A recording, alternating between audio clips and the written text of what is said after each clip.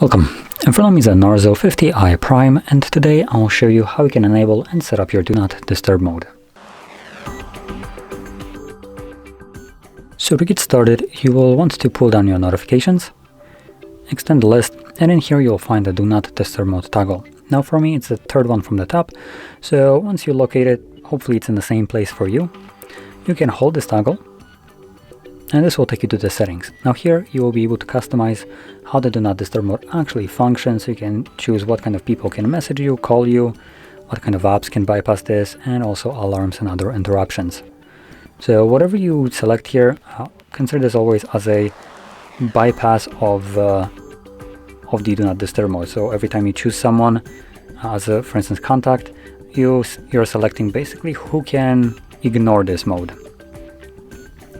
Now, apart from this, we do have a schedule right here. So once you tap on it, there is two pre-made schedules, sleeping and event, and you can tap on this gear icon to view exactly how it is set up. And additionally, obviously, you can change the settings if you want to.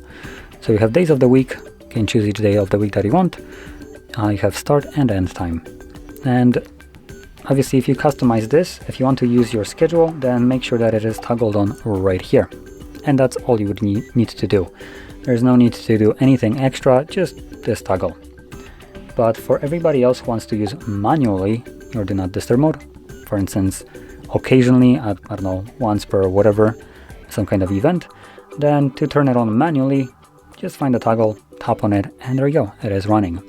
Now when doing that manually, you do also need to remember about turning it off, otherwise it will be running permanently in the background, which might not be something that you want. So to turn it off, tap on the toggle once again, and this will disable it. So, with that being said, if you found this very helpful, don't forget to hit like, subscribe, and thanks for watching.